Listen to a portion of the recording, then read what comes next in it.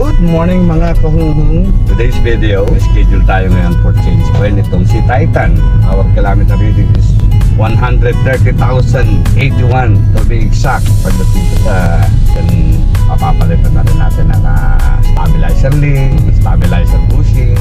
Yan ang mga gagawin natin dito kay Titan. Keep in touch ha. Bibitahan tayo para mag-ride dito sa Macapaya Hills. Dito yan sa San Andres, Quezon. Subukan natin ang ating ano for this year end.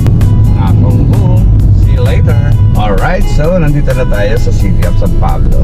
Pala si Titan is a Honda FB 2012 model. Dito na natin ang change oil.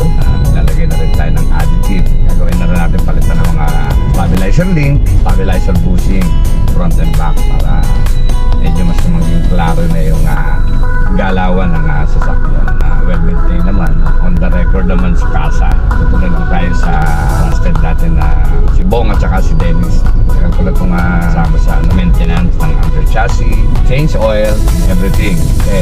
Starlet, sila rin yung Starlet ko. Sila rin yung nag-maintain. Malapit na tayo, na few kilometers na lang tayo. Nag-side street na lang tayo dito sa loob Bagong Bayan sa Baguio City para makaiwas traffic. Ganong matraffic na rin dito sa main road. Ako sana next year na ako magmotor ko din. Pero abot na panakbo. Kapasok na tayo sa Double Dam. Uy. Alright, see you around.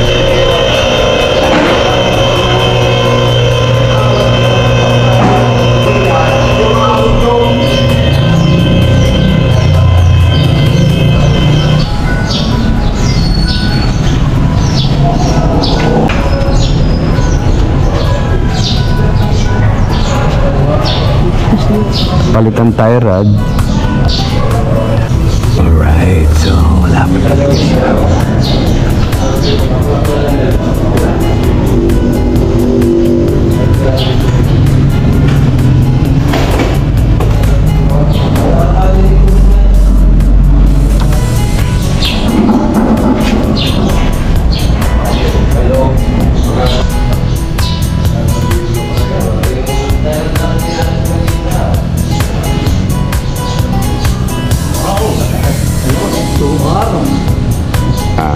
Stabilizer bushing, stabilizer link.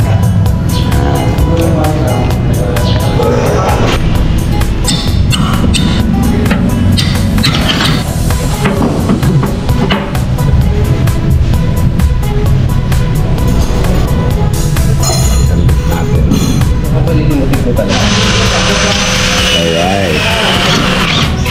Kamay pala, gagalaw na. Gusto ito? Oh, hindi na pala.